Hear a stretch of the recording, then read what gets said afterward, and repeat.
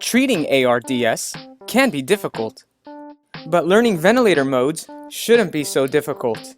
So let's learn bilevel together, along with various proprietary names to help us treat ARDS.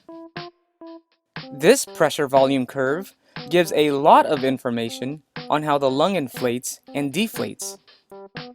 In zone 1, you can tell that as pressure is initially applied, some volume enters the lung, but the lung is not yet fully inflated. In zone 2, major lung recruitment takes place.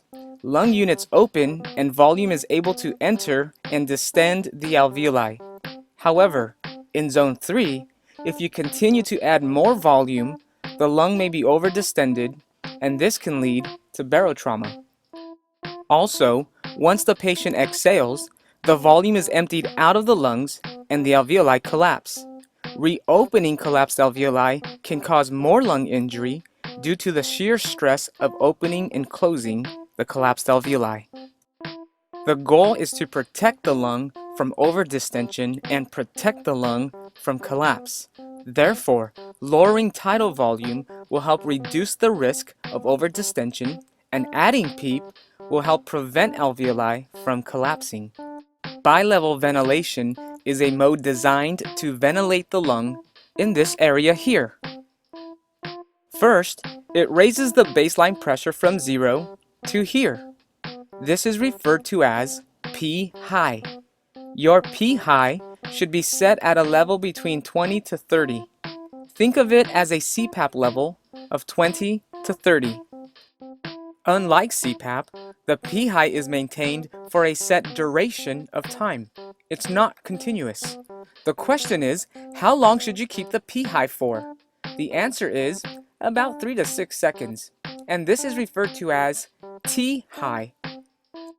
So the lung will be inflated to a pressure of 20 to 30 centimeters of water pressure, and for a duration of 3 to 6 seconds, and the patient is still allowed to breathe spontaneously. Unfortunately, you will notice that the patient is not exhaling much CO2. So to facilitate the removal of CO2, the ventilator will deflate the lungs to a set lowered pressure. Initially, this may be set to a pressure of 0 to 5 centimeters of water pressure. It's important to note that we do not want the lung to deflate completely, so the duration should only last about 0.2 to 0.8 seconds. If you need to correct poor oxygenation, you can increase the P high or the T high or both. This will keep the alveoli more distended and for a longer period of time. You can also consider changing the patient to the prone position. If you need to correct poor ventilation, you should increase the P high and shorten the T high simultaneously so that more CO2 is released on deflation. You can also prolong the T low, but pay careful attention not to cause de-recruitment. Lastly, if you're ready to wean, decrease the P high and prolong the T high. This has been called the drop and stretch method. You drop the P high and stretch the T high. A good general rule of thumb is 15 and 15. Wean your P high down to 15 and stretch your T high to 15 seconds. Make these changes incrementally, not drastically.